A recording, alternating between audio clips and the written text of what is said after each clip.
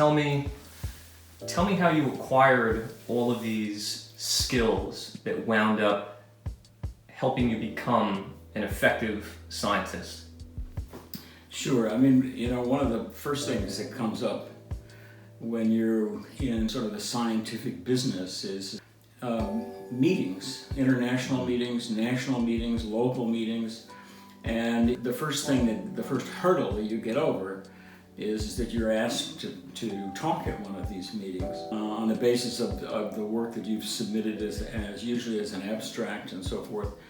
I'll never forget my first time around. I had just graduated from medical school, and I had submitted an abstract to the international hematology meetings that were held in New York City. And at the time, I was an intern at Yale, which was only an hour and a half train ride away from New York.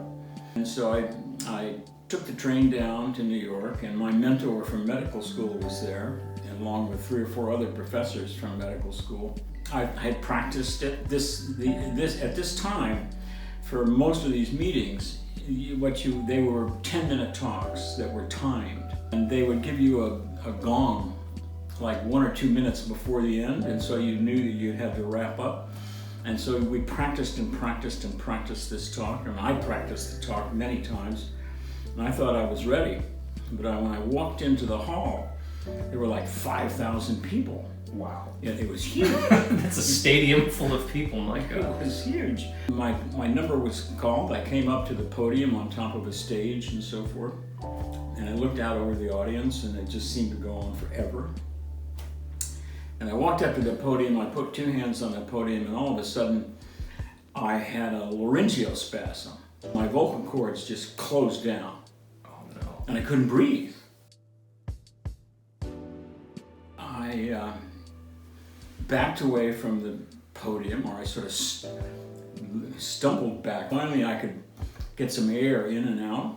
I walked up to the podium and I gave my talk, and within the 10 minutes, but it was not a very good experience. And I said to myself, Kendall, that's never going to happen to you again.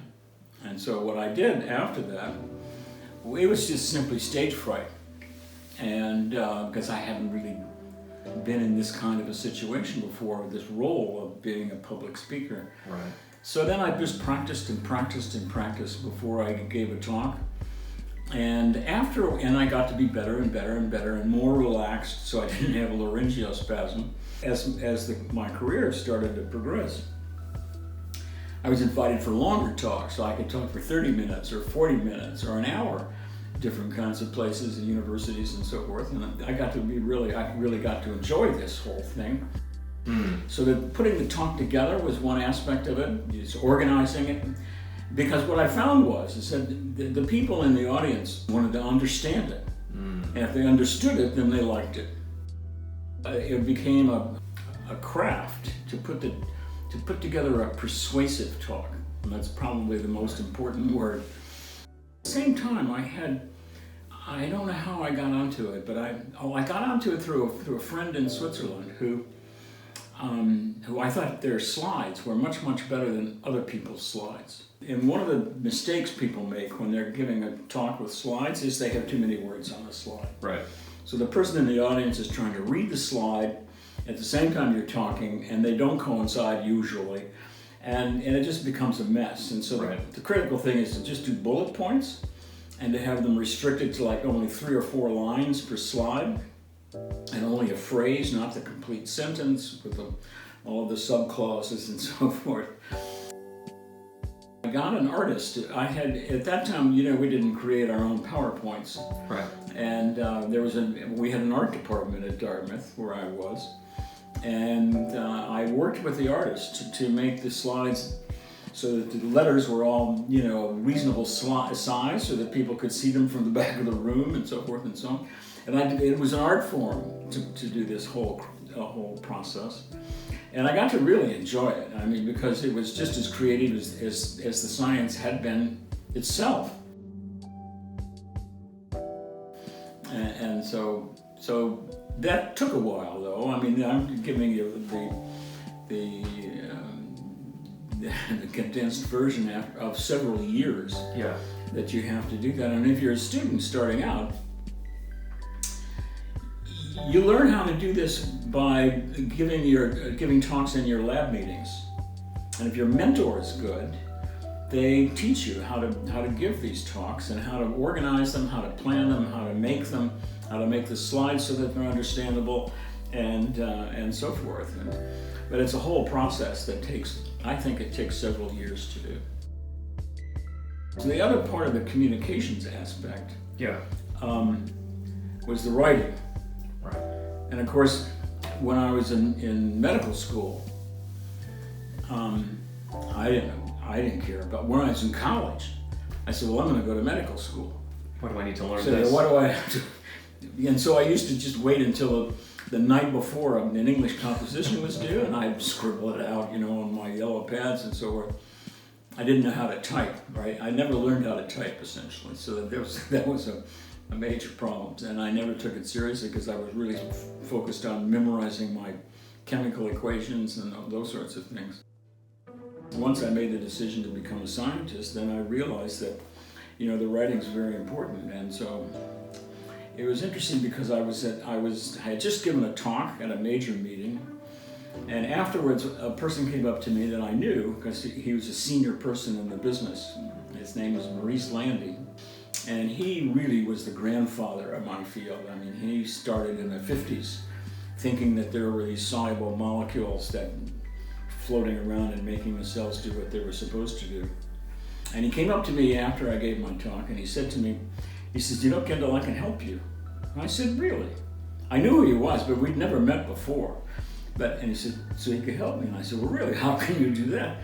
And he said, well, I'm retired now and I'm an editor of academic press. So that's what I do all day long. I edit these, contributions to the publisher. So he said, if you send me by express mail or priority mail, once you get your next paper together so that it's pretty much ready to submit, send it to me, and I'll edit it for you. So I did that. And I got it back like within a day or 2 or 3 days in return mail with red marks all over my paper. And so I read through there and I found that he didn't change what I said, but he changed how I said it. And he would rearrange the front to the back of the sentence, or the dependent clause would be in a different place and so forth. And he also would give different modifying words to emphasize different aspects of what the point was. And so over the course of time, over 5 years, I sent him everything I wrote, from grants to papers and all kinds of things. And so we had a thing going on, and during that time, what happened was I learned how to write. And I realized that it's a very creative process, just like the rest of the things, because you write a paragraph and say in the introduction of your paper. Yeah. And then you go on and you write the next paragraph and there and so forth. But then you finally stop and then you do whatever else you have to do overnight, and then you think about it. And then first thing in the morning you sit down and you rewrite that paragraph that you wrote, because now you have what you have to do, because you've had it all. It's all filtered through the process. He used to say to me, if he said it once, he said it 1,000 times. He said, Kendall, scientific writing is a work of art, and you have to do 3 things. You have to be concise, because it can't be all rambling on. It used to be back in the 19th century. You got to be concise.